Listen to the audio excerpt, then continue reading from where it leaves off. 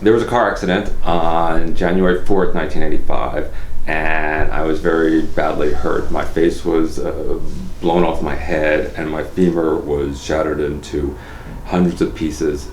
Normally, your femoral artery is pierced and you bleed out in 50 seconds. But I lived, and after 2 years of surgeries, I kind of set off on this path that I didn't know I was going on at the time, and I was just searching for the meaning of life. For 25 years after that car accident, there was this period of time when people asked me, how did you get the scar on your face?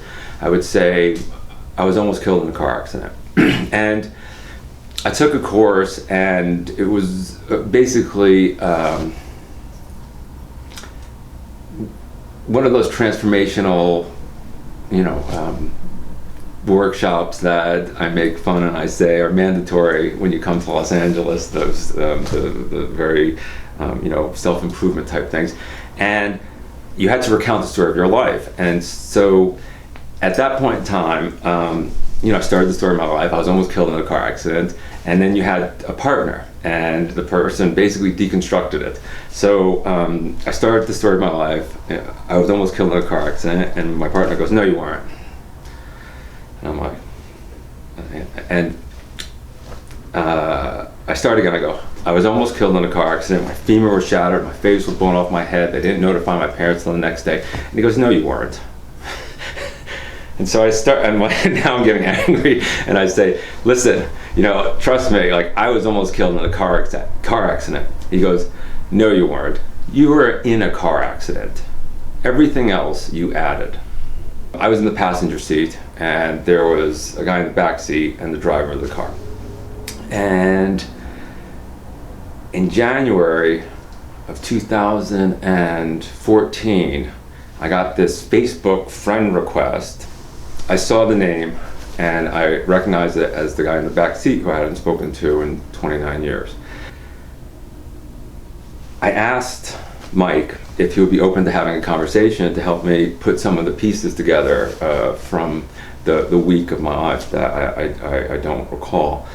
And he said yes, and it was a Saturday morning, and I called him up, and he told me about his life for the past 29 years. He had married his college sweetheart, and they had 2 kids, and he'd become mayor of his town in New Jersey, and they had just adopted 2 Chinese kids.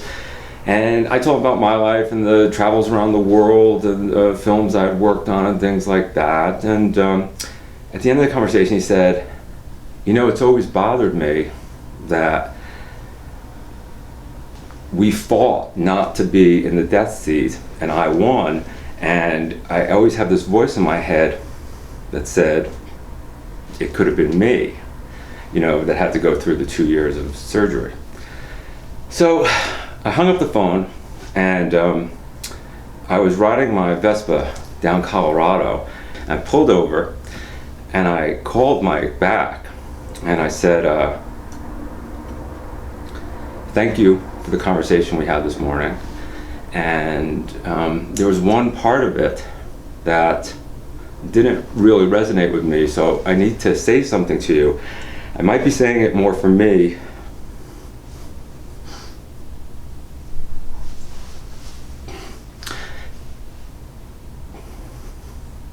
than for you, but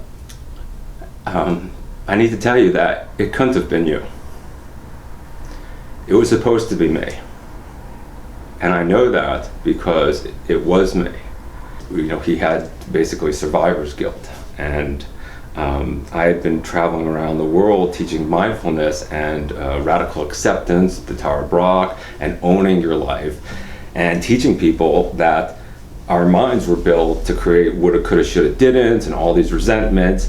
And at that point in time, after 29 years, I was ready to say, I'm supposed to have these scars on my face. I'm supposed to have this discomfort in my leg. And until everybody owns every moment of their life instead of what their mind is built to do, which says, oh, I would have been happier if I went to Yale, or I would have been happier if I married this other person, or I would have been happier if I won the lottery.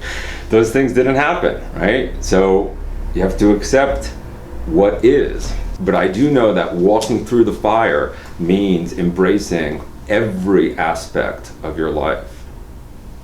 And until you do that, you're creating your own suffering. Pain does not cause suffering. It's our intolerance of pain that causes suffering, you know? And as Shakespeare wrote, Hamlet tells Rosencrantz and Guildenstern, there's nothing good or bad, but thinking makes it so, you know? When His Holiness is asked, who's your greatest teacher? Everyone expects him to say the Buddha. And what does he say? The Chinese, who killed 2 million of his people. That's his greatest teacher. So for me, radical acceptance is understanding that everything that happens is for your growth, for your benefit. The glass is either half full or half empty. It's all about perception. So you can't, this is Rick Hansen, he says, you can't pull all the weeds in the garden, but you can plant flowers. So you should know that your mind was built to create woulda, coulda, shoulda, didn't, and that those now show up in your life as resentments. And resentment is like poking yourself in the eye and waiting for the other person to go blind. You know, you're only causing your own suffering by not accepting everything in your life.